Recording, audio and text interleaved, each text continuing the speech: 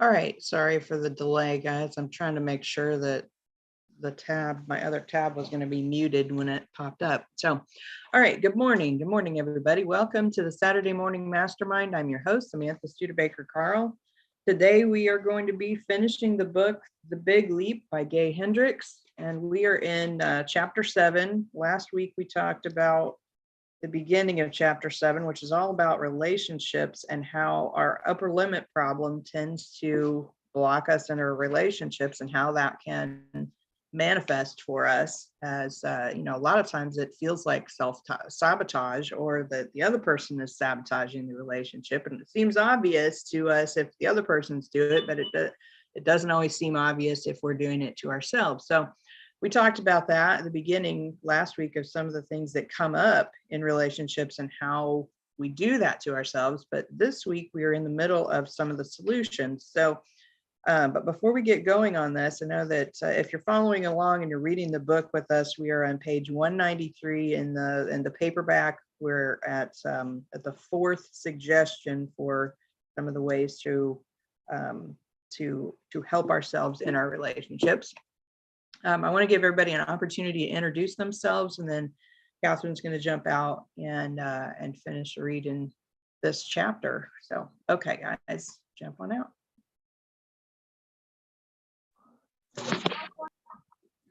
I'll hop out. Hey, good morning, everybody. Just take a minute. Glad to be here.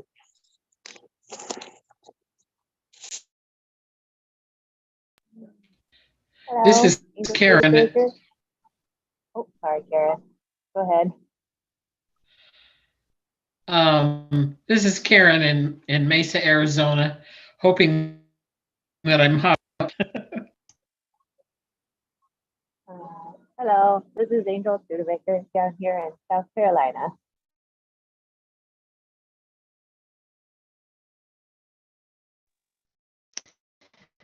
Hello, this is Katherine, and I'm just going to refresh a little bit because we're starting on 4. You might wonder what we're talking about.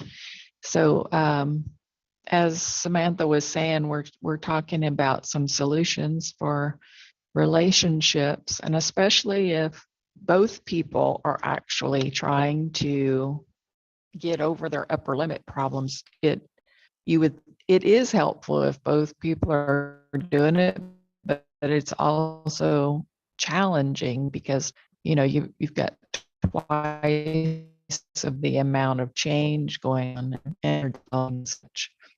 But what we're talking about here is that if it's just to start it, if you're a successful person in a close relationship, you will likely find suggestions helpful. And number 1 was to make sure you take plenty of time for yourself and a space apart from your partner.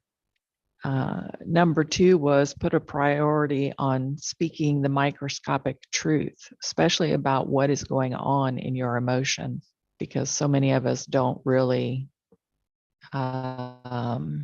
say the truth about how we're feeling. We want to try to cover that up or not express that. And so it's important to get really honest with each other. Number 3 was when emotions are in there, as they often will be in close relationships, don't try to talk yourself or your partner out of them. So many times, kind of like in number 2, we're trying to stuff the emotion. So number 4, give yourself and your partner plenty of non-sexual touch. Sexual touch is great, but humans need non-sexual touch in large quantities. A loving hand, squeeze, or a touch on the shoulder communicates love and caring in a way no words can. And that's very true. Number 5, after soaring to a new height of intense intimacy, bring yourself to ground in a positive way. Many people, when they enjoy a time of deep closeness, unconsciously create an argument or accident to get their feet back on the ground.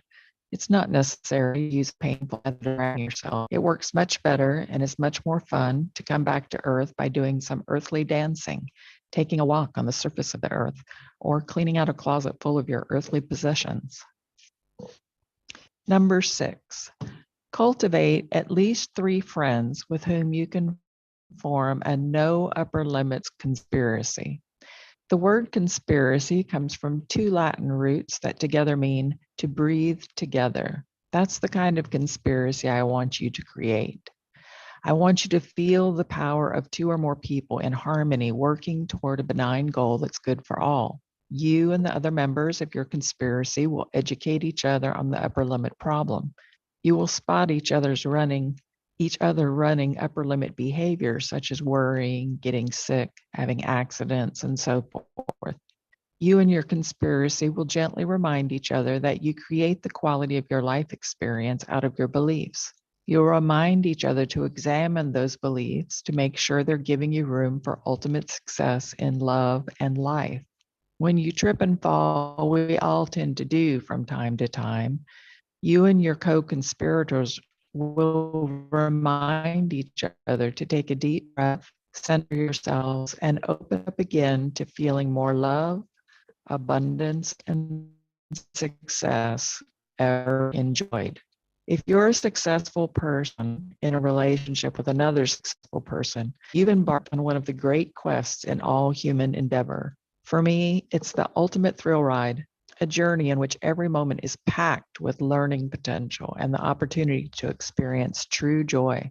With the ideas and tools we've explored in this book, you have everything you need to sail and navigate the tricky swirls and currents of intimate relationships. The rest is practice. No matter how big we be at making money or making music or making soup, we are all amateurs when it comes to feeling and expressing love. I like it that way because it gives everyone of life an exhilarating learning edge. It keeps me cheerfully humbled to think of myself as a beginner in a field in which I'm acclaimed as an expert. I also know from painful experience that the moment my attitude of cheerful humility slips into self-righteousness or arrogance, the universe will just as cheerfully step in with an unexpected way to make me humble again. The universe will teach us our lessons with the tickle of a feather or the whomp of a sledgehammer, depending on how open we are to learning the particular lesson. Getting stubborn and defensive invites the sledgehammer. Getting open and curious invites the feather. It took me a long time to figure out who was in charge of the painfulness of my lessons. To prevent humiliating collisions with the universe, I suggest we all adopt an attitude of being open to learning in every moment of our relationships. Every interaction contains within it the possibility of deep connection with our beloved, with ourselves, and with the cosmos. Relationship is the ultimate spiritual path because it constantly presents us with the challenge to love and embrace in the very situations in which we're most prone to shun and reject. For that reason, above all, relationships is the place where our spirituality most visibly comes to light. You can tell more about a person's true spirituality from the way he or she treats his or her partner than you could ever from tallying that person's church attendance. The key to spiritual development through relationship is being open to learning from every moment of interaction. By doing so, we welcome the ups and downs of relationships instead of resisting them. We approach each moment with an open mind and a willing heart. This attitude cuts down on friction, enhances the possibility of deep connection, and keeps us from being battered when turbulence occurs. In that spirit, let me close our discussion of successful people and relationships with a translation I made of a poem by the 14th century mystic Hafiz. Your divine invitation. You're invited to meet the divine. Nobody can resist an invitation like that. Now, your choice is narrow to two. You can come to the divine ready to dance or be carried on a stretcher to the divine emergency room. Do you want me to continue with the conclusion or are we going to stop here? Oh, let's finish the discussion of this chapter, and then if we feel like we want to read the conclusion, after we talk about that, then we can, because I mean, Okay. I'm sure we have a little bit to talk about with the relationships, and we may run out of stuff, so we'll have the Okay. conclusion. You never know. I don't know. It's interesting with relationships, is sometimes we've got all kinds of stuff to talk about, and then other times we're kind of like, I want to kind of let's kind of touch on these different examples of how they can kind of play out in our lives. I feel like, with with my husband and myself, the touching, this number 4, touching that's non-sexual touch. And I think a lot of times we get into relationships and there's all this sexual tension, and it can feel really great and amazing. And then our kind of relationship changes, after you get past that kind of honeymoon phase of where you're just at it all the time, as you get into this more kind of blase, la la la, and as a person, that when you're not trying to impress the person anymore, and when you're actually kind of going based on your own actual feelings all the time, is a lot of times you're stressed out, or you have kids, or you have all these things going on in your life, and maybe the interest isn't there like it was. And the other partner can feel, unhappy about that. And then express it in a way that they think maybe you don't love them like you did before, when in reality there's no lack of love. It's just, those super intense chemical feelings aren't as wound up as what they were when you were first together. And and so I love how it talks about, to make sure that you are giving your partner plenty of touch outside of the sexual aspect, because that is hugely important. And it took Chris and I a long time to learn how important that was. Not that we weren't touching each other, obviously we were, but we weren't using it to express our love in the same way that you might think in terms of like a sexual feel, touching and whatnot. And so for us, we really had to recognize that we both still were very in love with each other, and that we could express it in a different way. And so for me, I feel like it was more on my side of it, that I wasn't doing as much to show him affection in a close way like that. And so I had to kind of remember, okay, I need to come in here and give you a hug, or I need to come in when I walk through your room, I need to like touch your shoulder, or rub your back, or just give you a squeeze on the arm, or whatever it is. And when when we were struggling with that aspect of our relationship, it was we had to kind of like, I don't know, bridge the communication gap with it, for one. And then kind of like when we read the book, The 5 Love Languages, is we had to understand each other's method of communicating love outside the bedroom, so that we would know when the other person was being loving and affectionate. And that can, I feel like, can be a big thing in relationships, is when we don't recognize when the other person is actually giving us affection, is that we may feel unloved because we aren't receiving what they're giving us. And then we also need to practice giving it in a way that we don't naturally express it also. What do you guys think?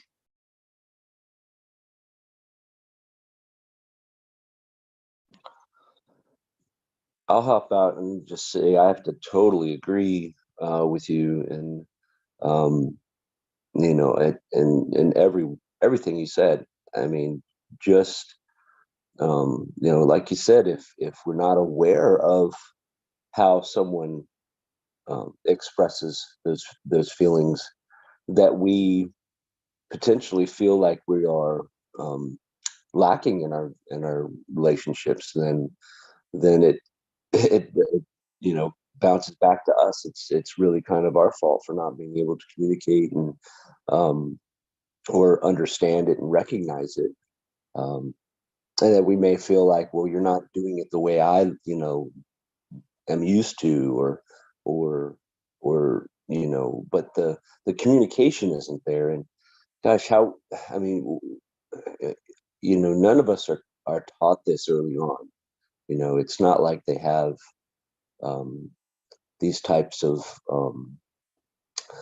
the relationship communication classes or studies.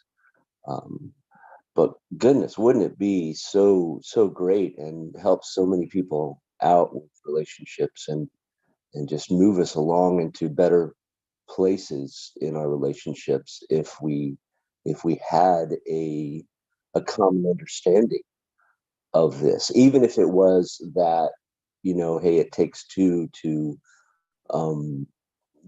achieve that sort of relationship, and that it's okay to look into that stuff, rather than feeling like if you're looking for that or expecting that, or the possibility of feeling like there's some sort of weakness in it, but instead knowing that, hey, it's a natural and important and powerful way to um, strengthen your relationships all around. But yeah, I totally agree with everything you're saying there. It's just and what Katherine was reading too, and in regards to both sides of the equation being on the same page about it, because I can tell you, like in my relationship with my father, he was not a real big talker, so he didn't really, I mean, he could talk, I was very smart, very, intelligent and everything, but he just, for some reason in I guess his maybe his father wasn't a huge communicator with him or something like that, which is also kind of odd because he was a teacher and a scholar um, had a doctorate and everything too, very intelligent. But I guess in certain walks of life or in certain family circles, it's not looked at as though it's very important to communicate all of the time, and also wasn't much of a hugger or expresser of feelings. So it was almost like you had to coax it out of, or like steal a hug, like just, it was it.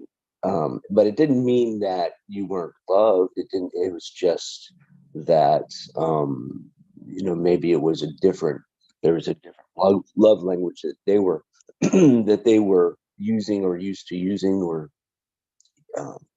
but it definitely puts you, not knowing it and not being on the same page with it, um, puts you at a disadvantage in the relationship, and can leave you lacking, leave you feeling lacking. So, but I just want to give you my take on that. Thank you so much. Great reading.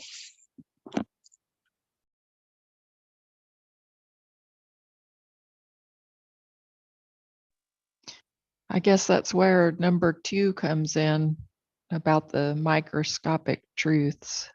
Really, like you said, we're not taught how to communicate.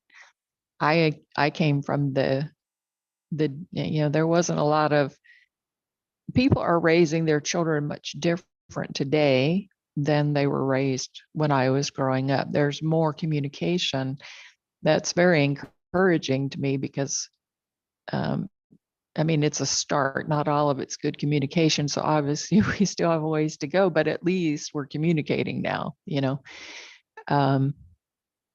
I think part of the problem, well, absolutely the problem, why there's so much discourse in the world, is a lack of communication.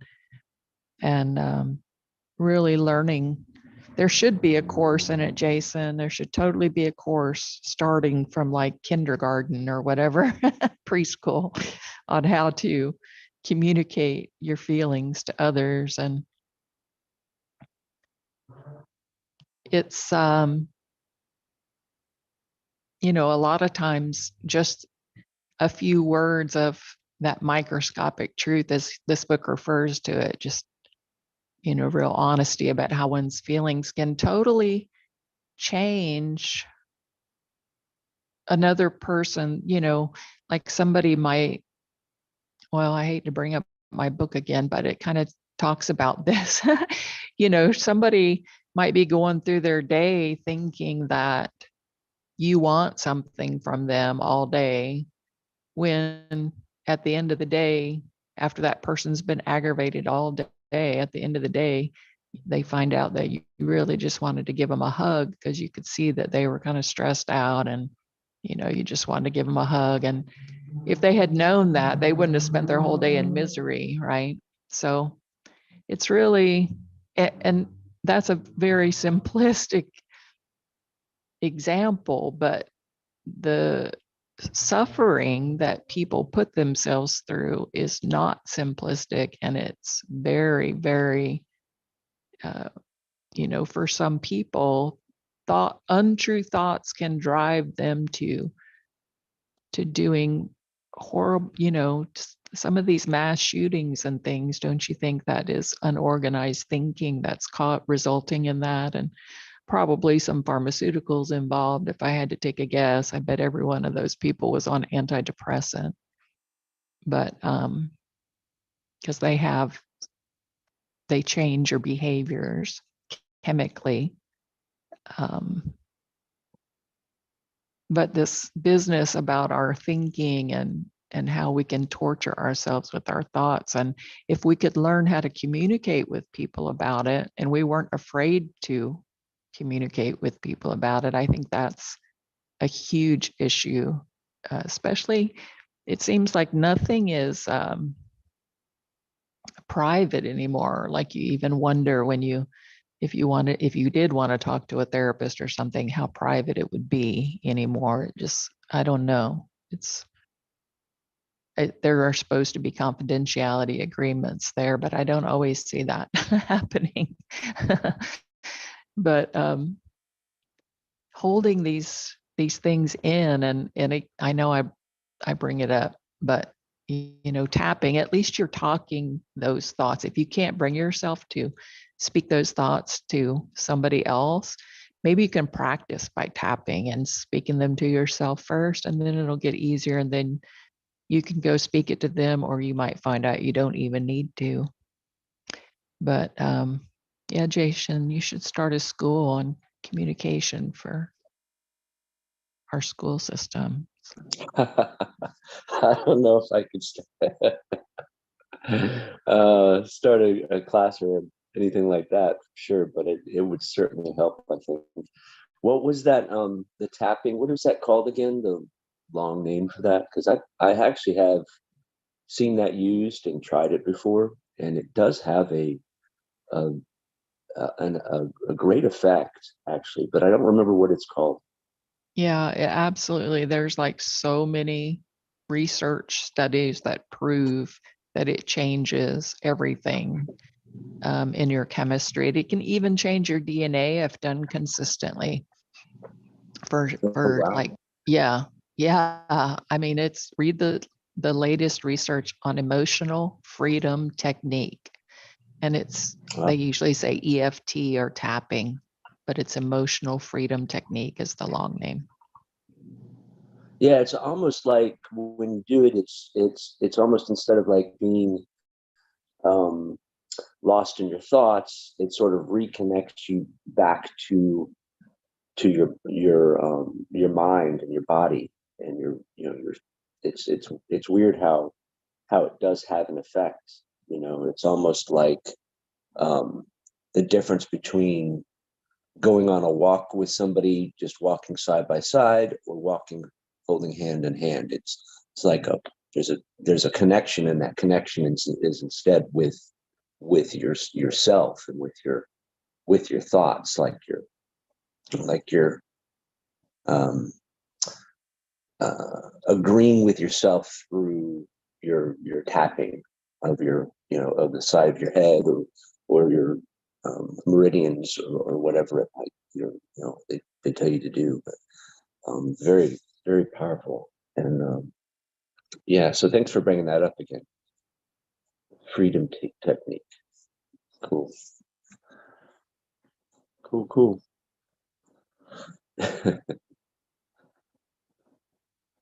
I should, let's see. Are you still with us there, Karen? Do you want to add any thoughts on the?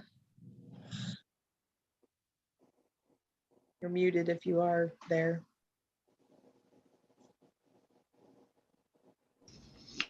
I am still here. Hey. I apologize. I'm enjoying some breakfast. Actually, yes, that is kind of important as to how awake I feel and so forth. But I was thinking yesterday, I caught a Dr. Phil moment with the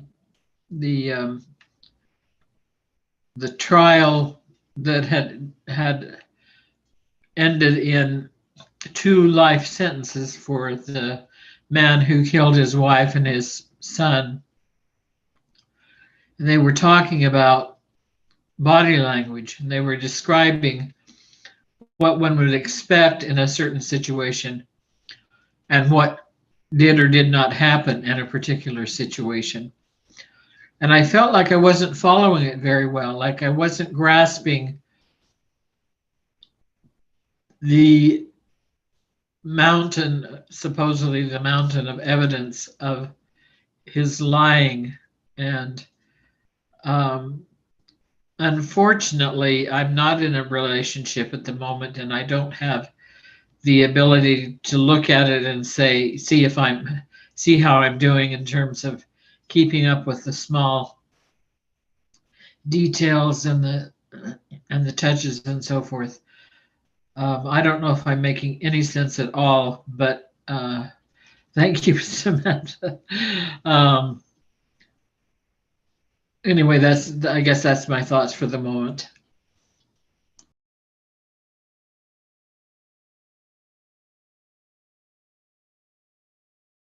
Angel, how about you? I mean, you're obviously in a relationship right now, and you have the kids, so you have that relationship, and how does touch come into? Do you what are your thoughts on that? How's that play out in your life? We're still working on communication about touch, because Ty's love language is touch. That's what his is, and mine is more so acts of service.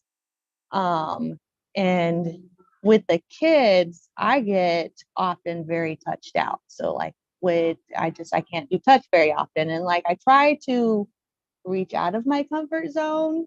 And we've kind of talked about it. We've had some kind of talks about love languages and what his is and what he needs to feel love from me. And I've been trying my hardest to reach out and to remind myself I gotta touch him. But it's also he's also trying to learn what is, the difference between, sexual touch and then, kind love touch as well too. Because I feel like it turns that way sexual most of the time when I try to reach out and be like, oh, I love you and whatnot. And then he gets too excited about it. And I think that also might be because I don't, reach out and do it enough too. But it's a work in progress, especially with the kids. And then I have, a hard time, going out, touching the kids too with like hugs and, pats and, them running up and, getting into my space. It's just I gotta figure out how to not be over stimulated with it, because I know they're just loving. They're just showing me love as well too. So it's a work in progress. Communication helps out a little bit too. I'm also trying to figure out how to explain to him and how to express to him sometimes when I get overtouched, and because I don't want to be like, stop touching me. I can't do it, because then he's going to be like, but I'm just trying to love you. What is going on? But it's like, I don't mean it like that. The thought of you touching me makes my skin crawl. It's not that I don't love you.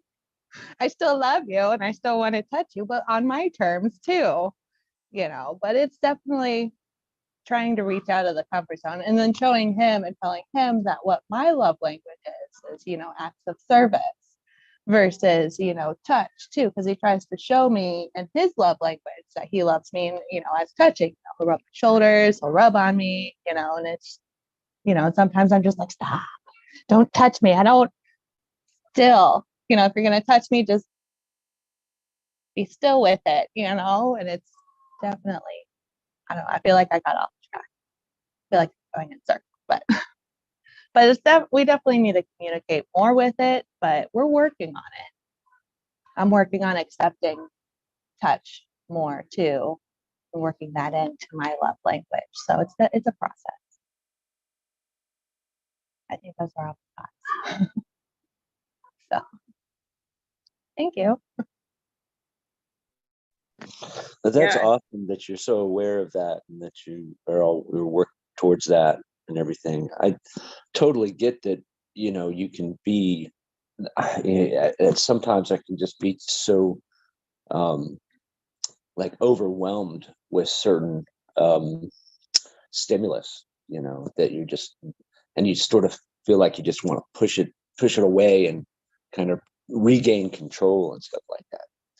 I mean,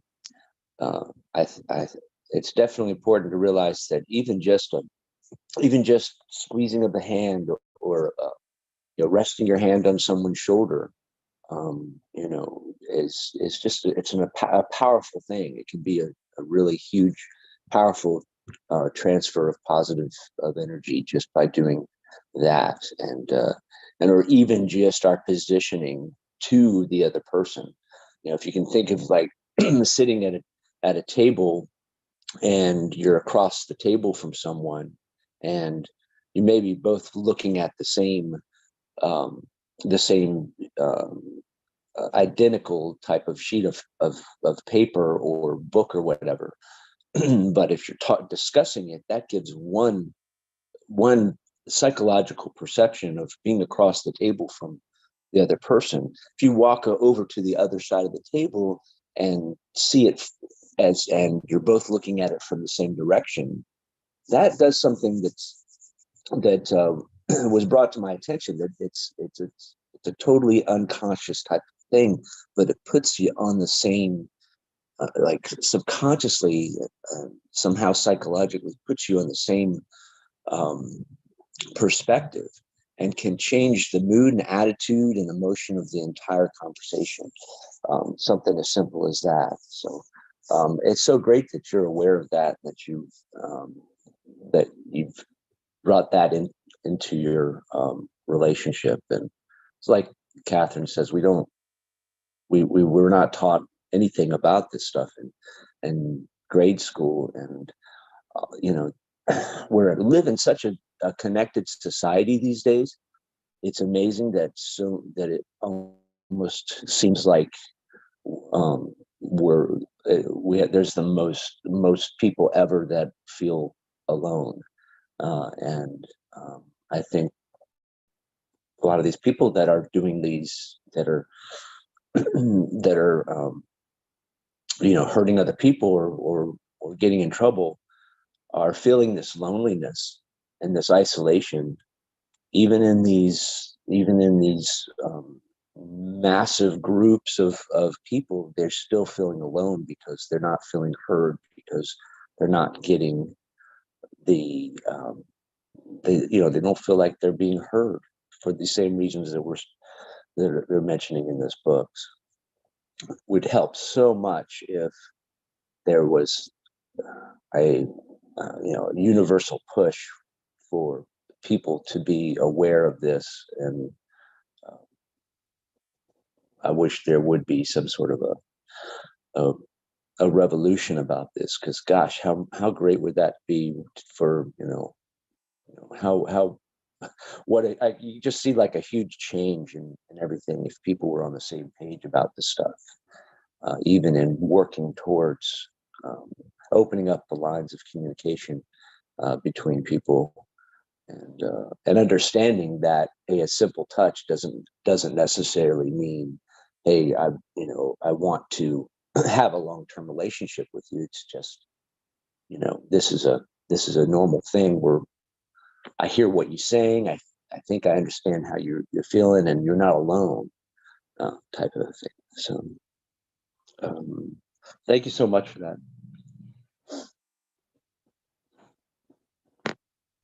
Yeah, and Angel, I'm glad you brought up the aspect of the kids. I mean, when you're a mother with young kids, that is, and love, and physical touch is not your primary love language. It can, because I was the same way, it can really hinder you in your intimate relationship with your partner if your partner is a physical touch expresser of love. And because when you have young kids, I mean, they literally want to be touching you 24/7 if they're, or as soon as they get home from school, they just want to be hanging on you because they need that. And and as a mother, obviously you don't want to reject your kids, but yet at the same time you can, like what you were saying, I'm like, get overstimulated by it, and it's like, I'm over the touching, I completely get that.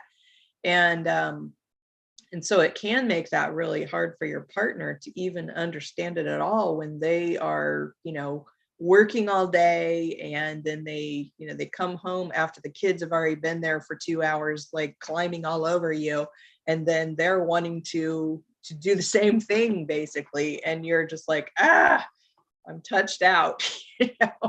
So I completely get that.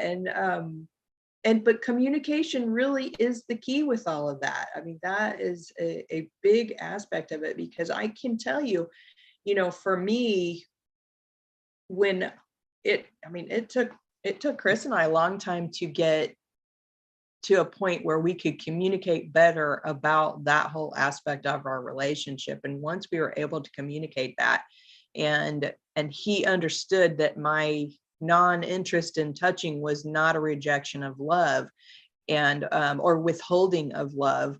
And when I understood that he needed to have the physical touch, and it didn't necessarily have to be sexual, then we were able to like kind of bridge that gap. And and so now, I mean, we have a more touching relationship, even though it's less sexual. I mean, it's just it's a weird thing when we can speak those micro truths and have a better understanding of our partner, and be able to give them what they really need versus what we think they need or what they think they need in order to have a more intimate relationship. And that's so powerful. And I do wish that these are things that was taught in school. But even now, even though in school they do talk more about feelings and how each other affects one another, they still teach it wrong. They still teach it in a outside of themselves aspect, where if someone says something, it's their fault that they're hurting you. But in reality, we need to be teaching that these feelings and thoughts originate from ourselves, regardless of what other people do. And because if we could teach that, then we would empower everybody to be able to have better relationships. If we could just recognize that we are the source of our discomfort, we are the source of our frustration, we are the source of our anger in regards to other people in the world. And that's where I really feel like we need to be teaching and learning how to recognize these micro truths is key to that. Because right now, I mean, of course, when I was younger, it was all, we were taught about love through Disney movies. And that was like, you just get together and you live happily ever after. We were never taught we were supposed to talk about things, we were never taught that we have real feelings and dynamics to our relationships. We were taught, okay, you find a person, you fall in love, and then you live happily ever after. And And then on top of that, then you have all these other TV programs that teach you that when you're not happy about something, you get into these fights, you blame, you argue, you this and that and the other, and that's normal, you know. And I think that's even more overly exaggerated in today, you know, with all these reality shows that are just like not reality at all whatsoever. And yet they cause that similar reality in people's lives because they believe that's the way that it's supposed to be. But in what we need to be doing is recognizing our micro truths, recognizing that we are the source of our frustration, anger, and discomfort, and be able to communicate in a way with our partners, with our friends, with our family, so that they aren't feeling accused or attacked or that kind of thing, you know. I mean, because a lot of times, I mean, I say we need to recognize that it comes from within ourselves, but we also have to recognize that that comes from within the other people in our lives, and they don't realize it yet. They still are thinking it's our fault. But by us recognizing that it is, you know, it's coming up within them, and that is the thing they are struggling with, is that we can be more, what's the word I'm looking for? We can be more, I don't know, open to allowing them to go through their experience without taking it personally, I guess. And I don't know what the right word is for that, but I know you guys know what I'm talking about. And I think that's kind of where it comes into this, the one of the things in here where he's talking about, I can't remember what specifically he was saying. But he gave me the impression of kind of going into your interactions with people with kind of a sense of wonder, if you will. And I know that's not the words he used, but that was the thought that came up into my mind, was instead of assuming that the person is being this, that, or this towards us, is that we are allowing ourselves to just be an observer of the things that come up within us and the things that come up within the other people in our lives, and realizing that, okay, this is a journey. This relationship is a journey. It's an opportunity for me to see something that I wasn't aware of the last time we had an interaction, that I can be open to a possibility for growth when I start to feel frustration or anger or annoyance at another person, is that I can look within myself and see what is the opportunity for me in this moment for growth for myself, and recognizing that the thing that the other person is going through is not directed. It can be directed towards us, but yet we don't have to receive it in that way. We can understand that it comes from within the other person and the thing they're struggling with. Are you guys following me? Yeah, absolutely.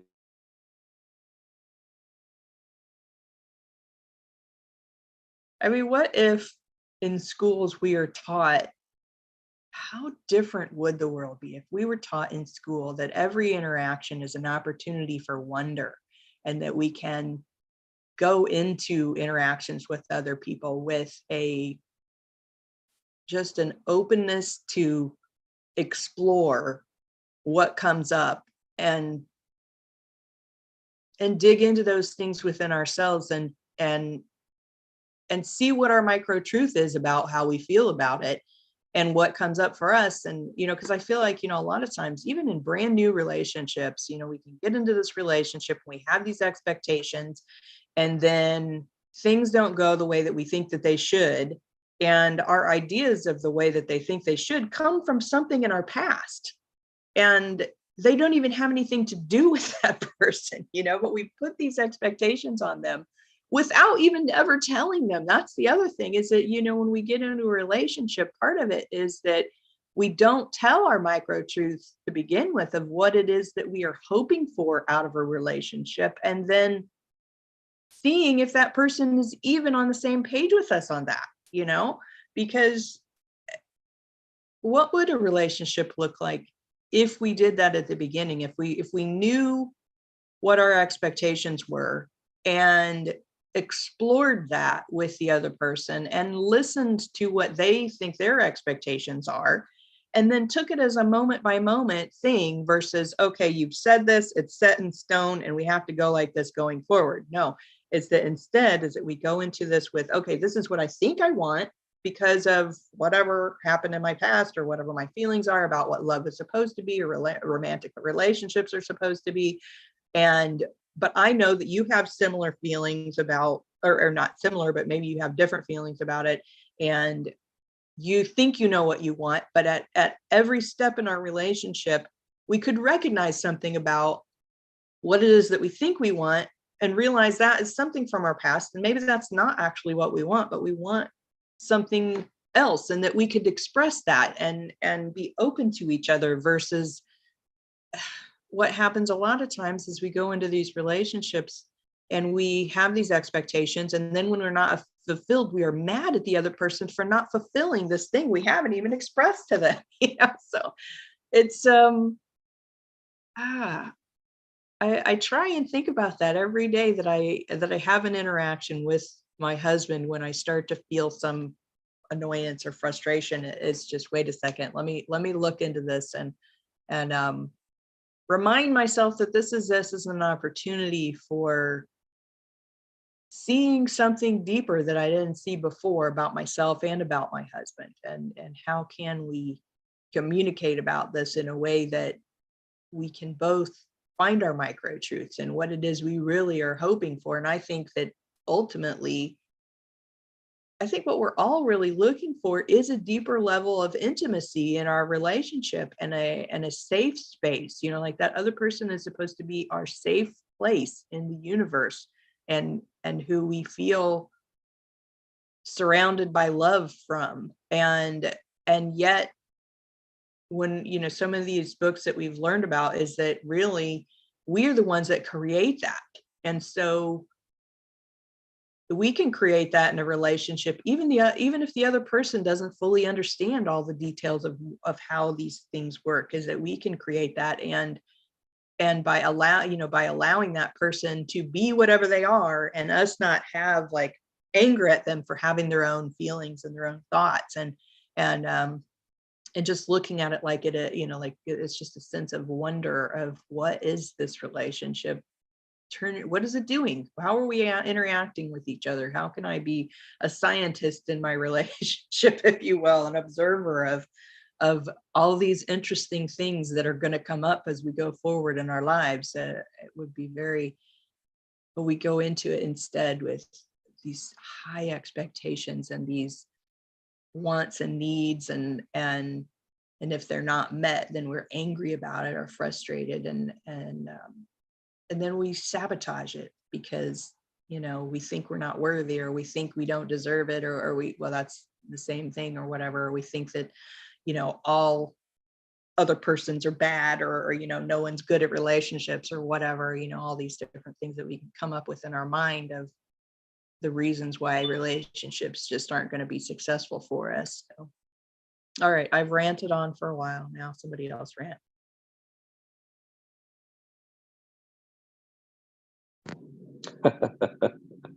I love it. That makes so much sense. I'll let someone else talk.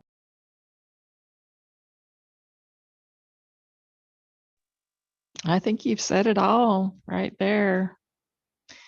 I mean, seriously, it's everything you said I agree with. And, in my relationships, of course, I recognize I have different, different relationships with different people, of course. Like when I was married and raising children, I can recognize that I almost had a different set of standards as far as how much touching was allowed, depending on whether it was coming from my husband or my kids. I hate to say that, but that's the truth. And I never really thought about it, that I kind of, they were so touchy that I just didn't have anything left for him. All I knew was I didn't want him touching me. I didn't think about it in these kind of terms back then, which obviously we've been divorced many, many years now. But, I didn't know about the love languages. My God, I think As a matter of fact, if I marry any more people and the couples that I have married, I'm going to send them that book because I think it's a very powerful book. Not that the book itself is like, solves every problem, but it made me understand for the first time in my life when I read it, really, that people receive and express love differently. And why that never occurred to me, I don't really know. But somehow, I made it into adulthood and past raising my kids and everything without really thinking about, oh, this way that I'm expressing love, perhaps they're not receiving that. Or, oh, this love that I don't feel like I'm receiving, perhaps it's not because they aren't expressing it, it's because I don't see how they're expressing it, because I don't understand how they do it. It wasn't until I got into master, mindset and business learning and stuff that I realized there were people on the planet that don't know how to smile. Like, it never occurred to me that there are people that literally have to be taught how to smile. And we all are just so different. And you're right, Samantha, like, we build these expectations in our head. And I was cracking up when you were talking, because we get angry at other people for doing things or not doing things that we haven't even told them that we want them to do, or that we'd like them to do, or need them to do. And I'm going to give us an out here because I always look at things from the energetic way as well. And, in reality, we are all, well, I shouldn't say it that way. I believe we are all spirit inhabiting bodies, and our spirit selves have no need for words. We communicate telepathically, and a thought just transfers because we're actually one spirit. We're not many spirits.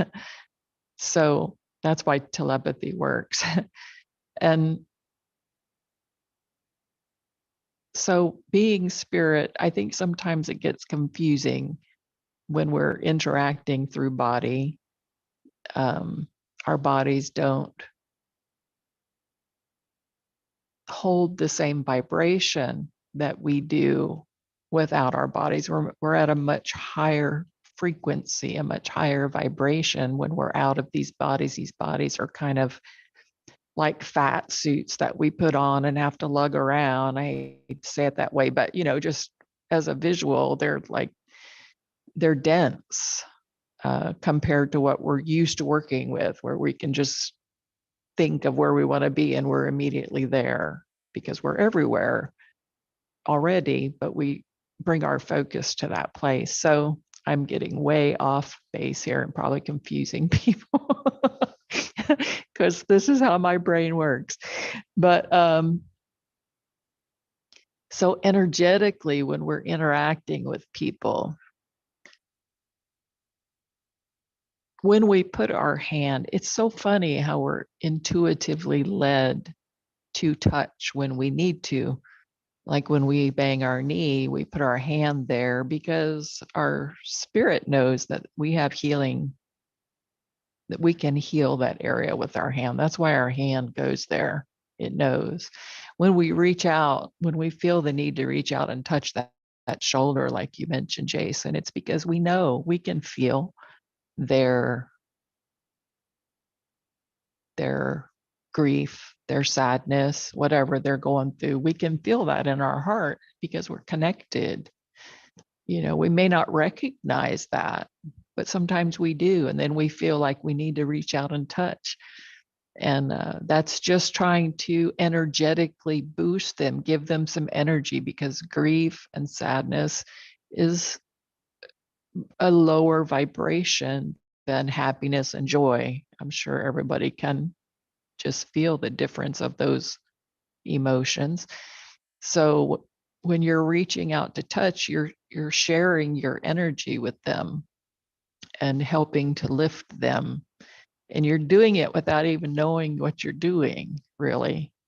You probably don't think about it on those terms. You just think, oh, I should reach out and comfort them.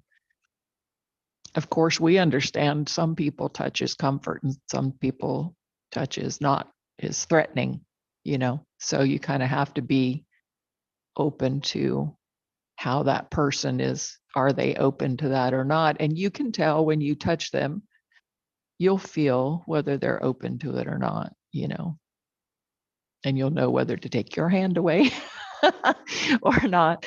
But, it's challenging being here, and I'm glad that, so grateful for this group and all the stuff that we've learned. And, I'd like to believe that I've become a better human being because of being here with you guys and learning these things, and hopefully sharing them through our interactions with other people, and the things that we do, the books that we write, or the whatever it is, or our business interactions. Remember, relationship is not only romantic.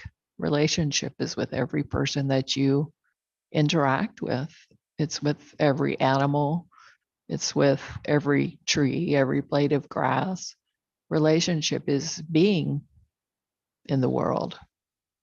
It's the relationship between your spirit and your body,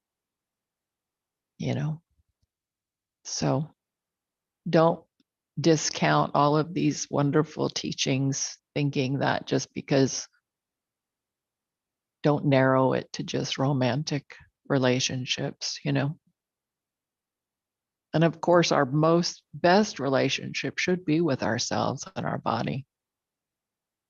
The joining of the spirit and body, that should be our priority one relationship, actually, because that is the one relationship. When we can be at peace with ourselves, we will be at peace with others. Not all the time, but more often than not. I love you guys. I hope you have an amazing week. Thank you. Yeah, we're it's important that we realize we, both ourselves and others, we can take energy from one situation and then inadvertently put it into another situation. Or maybe we feel like we're doing a good job at concealing our frustrations, but other people can pick up on it, and then they react the way they react to that. And we're wondering, well, why can't we just have a nice, enjoyable conversation? Well, it's because they're picking up on your energies that you've carried over from something you saw in the news, or something, another conversation, or another thing that's happened. And when we're not realizing that, within ourselves, that we are having this energy, then we get confused as to, what's what within the relationships that we have throughout the day. And I just want to keep coming back to that example that she gave, because you kept, just like you said, Katherine, it's not just about romantic relationships or your close personal relationships, but this is also extremely helpful in all relationships and in business relationships. And Samantha, you keep mentioning the what was it now, the micro, not the truth, or the micro, what is it that they were saying, I think he was talking about our micro truths, our micro, microscopic, the things, the underlying things that drive what we actually say, Yeah. So a great example of that was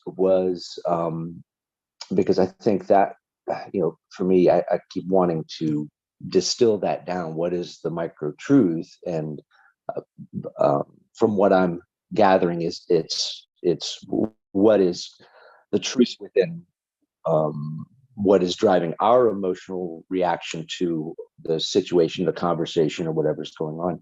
And the example that was brought up earlier in earlier chapters in regards to business was where that company was making this great move and great where they were establishing some more manufacturing in another company, and all the partners knew that it was a good thing for the company.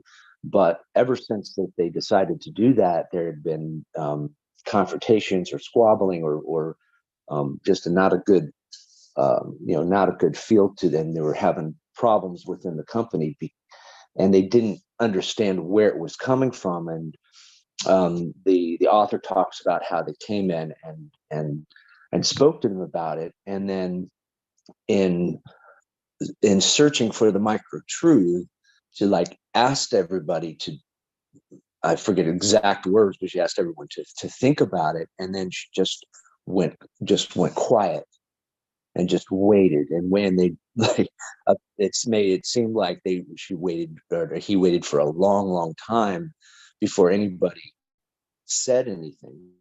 And then that finally, one of the partners was talking about, well, I know this is great for us, but I feel like I'm losing control of it because I can't be in two places at once. And then the other person who was in charge of maybe a different part of the operations spoke up and said, well, I feel like it's great too, but I feel like, this part of it isn't, is going to also keep me from being in a place where I feel like I can do my best work for the company. And so it was so interesting to me that they didn't even know, and it was, the highly intelligent businessmen and women that didn't understand what their micro truth was. And it actually, had to kind of almost be forced to take the time to allow it to sink in and then be brought to the surface. And it was just an eye-opening example. And I hope that helps our listeners understand a little bit more about what the micro truths, where they come from or where they might be found.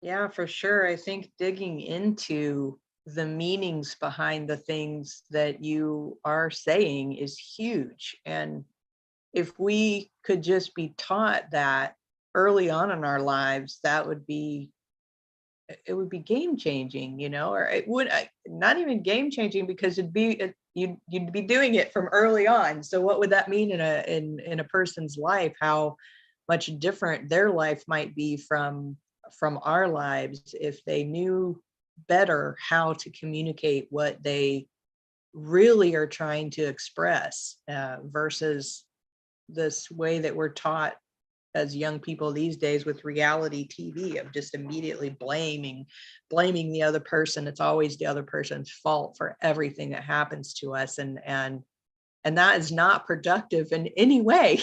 We can't grow at all if we're constantly blaming somebody else. We can't have a better life experience if everything that we think in our lives is because of someone else or something else or some other thing outside of ourselves. We will end up in these.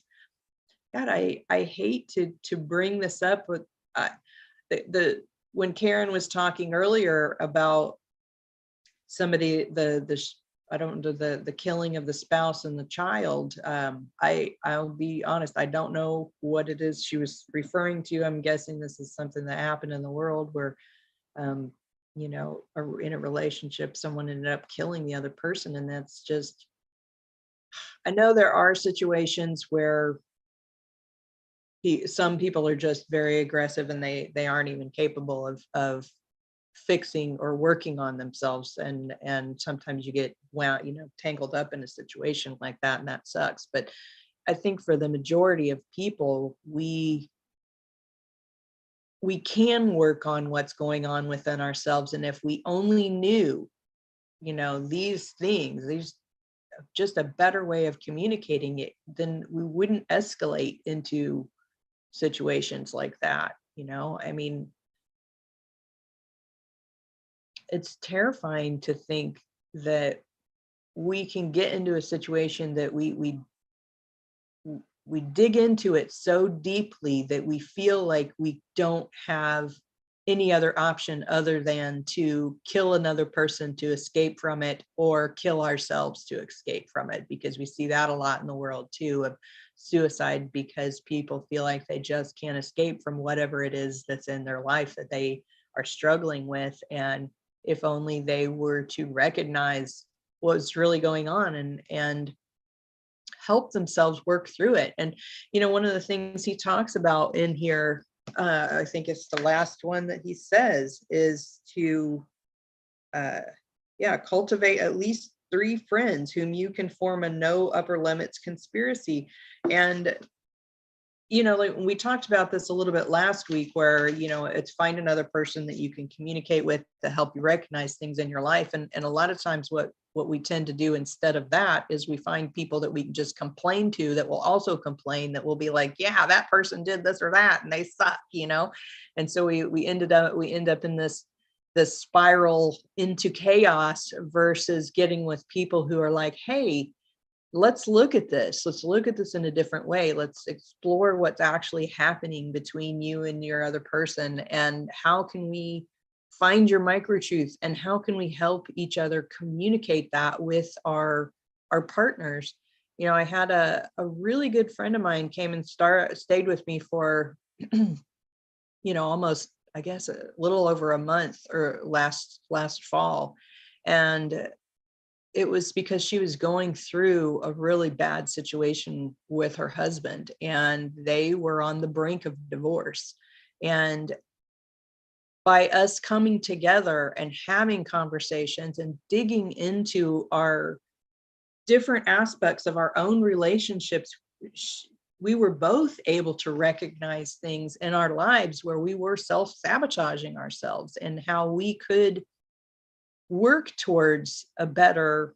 But I mean, with me, it ended up that I'm able to work better within my business and be happy about it, and like more motivated and excited about it, versus feeling powerless within it. And for her, she was able to work through some of the things that she was struggling with her husband, and able to actually communicate better in a way that they were able to come back together and work towards a better aspect of their relationship. And if we hadn't had that ability to communicate with a person who is supportive and who looks for the deeper truth and looks for those micro meanings within ourselves, then we would both be in a worse situation versus a better situation. And and I can say, for beyond a shadow of a doubt, if I wasn't with you guys having this mastermind that we get together with every week, I know there are things in my life that would have gone worse than to be better.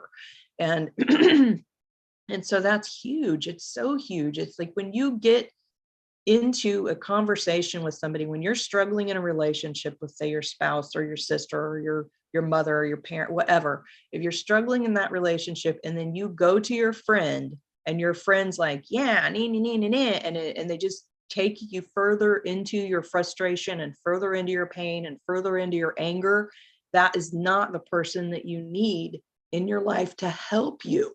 That is your person you go to just complain and throw a fit and don't do anything about it.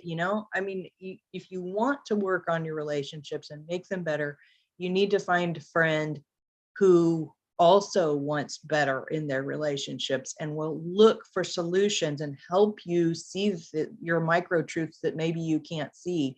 And those are the kind of people that you want to work with in order to improve your life. And I'm not saying you should cut out all these other people, because those are opportunities also for you to be able to explore and observe and see what comes up, and you can have a good time with those people, but at the same time recognize that if you're going to work on something within yourself, those aren't the people to do it with. They're just the ones to go out and have a, a social visit with. You know what I mean? I mean, we have to recognize that. But and on this note, if you don't have anybody out there in the world that you can work on these things with, you can join us. We would love to have you. We would love to have these conversations with you and explore aspects of your life that you want to improve, because that's what we do here. That's what we're all about. And so if you want to do that, you want to jump on these discussions, then you can go to SaturdayMorningMastermind.com. That's the instructions for how to get into our Saturday Morning Mastermind.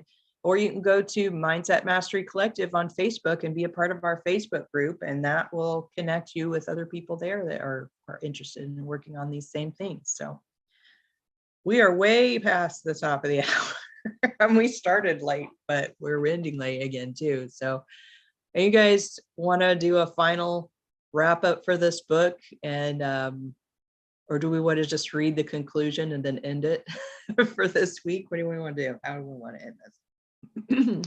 I think we should come back next week and do the conclusion and, be thinking about what book we're going to do. Oops, almost dropped my phone. Be thinking about what book we want to do next. And there's a little bit, even in the appendix, that might be read. So, yeah, definitely. So Yeah, we've got I a few think more that's a good pages here to read. Mm-hmm. Yeah, I'm with you on that. Let's do the conclusion next week. And you said so many great things, Samantha. I mean, really hit the nail on the head there. And you too, Catherine, and thanks for your input, Angel too. And so good to be here, and great to see you, Lori, and I mean not Lori, Karen. Just it really is. If there is anybody out there that is that's viewing this and wants to join, it's so great to be part of this group, because I mean it's not as though you're locked into having to be here every single week. I mean, we all have lives and things to do on the weekends sometimes. So, but you can always see the replays of the book readings and everything. And it's just so nice to know. For me, it's just so nice to know that there are people out there that are considering these things and are open to this. And it really has had a huge impact in my life. So. Again, we encourage you to comment below on the videos, and to join us on the weekends, and to join the groups, our group. So thanks for watching, and so great to be here. Thank you, Samantha, for hosting, and thanks for the great reading, Catherine. Appreciate you all so very much. Have a great weekend.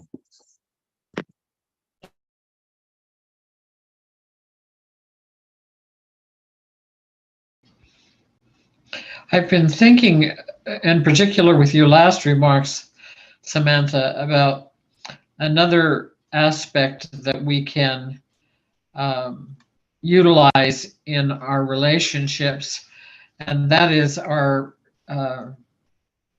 invisible counselors. I remember thinking of when I first became aware of Samantha, we were on the Think and Grow Rich call, and we were talking about the mastermind a lot, about how, for example, I would take into my mastermind my grandmother, one of my grandmothers in particular, and think about what she would have to maybe suggest or say or remind me of about certain things that were going on in my mind, and lift me, help me see myself higher somehow than I had been without remembering to reach into my invisible counselors and name them, whoever I was feeling some connection with at the time. It's like accepting a touch of your partner, a touch of love, an awareness that they are connecting with you somehow. And with this group, how many years I can look at the reruns and realize that, you know, we're reminding ourselves and we're reminding each other of the techniques that we've learned, and you know, the things that we've talked about to help us to be our best selves, to not be caught up with the blaming and the shaming and the you know, the harmful aspects that people can do, I guess, and you might say, in the reality of if we look at the what aspects of our lives could be reality shows and what aspects of us can be of our higher beings and our desired states of being. I find I come to a place where I'm kind of at a loss for attempting to make more sense of what I'm thinking. But I appreciate this group. I appreciate the entire model of it. That I mean, it's amazing to me how much effort Samantha, for example, puts into this existing and being here available to us to pick a new book and pick a new challenge and learn anew and again concepts that have illuminated various parts of our lives and our relationships. Anyway, thank you. I can't say thank you enough to you, Sam, and to everyone here who thank you, Sam. It's so fun to realize how much we care about one another. And I am so anxious for other people to realize that they can join us too and be a part of what we're doing here. Anyway, thank you all for the many blessings of being here and that we can carry through the week. I'll end this now.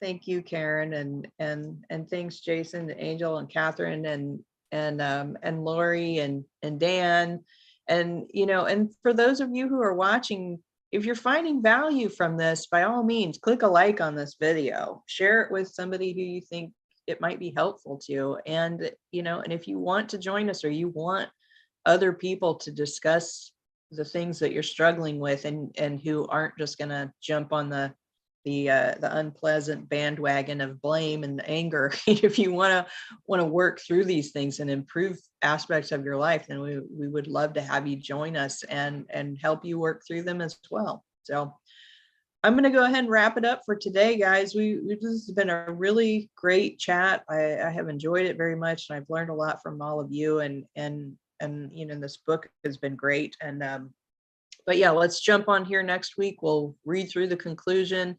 We'll hear what, hopefully Dan will be back on here, and Lori also, and we can hear from them and see what their thoughts are on finishing up this, or on the concluding this book, our best things that we've gotten out of it. And yeah, so with that, if you're watching us and you want to join us, you can find information on that by going to SaturdayMorningMastermind.com. You can join our Facebook group by searching for Mindset Mastery Collective on Facebook, or go to MindsetMasteryCollective.com, and that will give you the links to find our YouTube channel, find our Facebook group. There's a bunch of replays on the website and that sort of thing. So with that, guys, have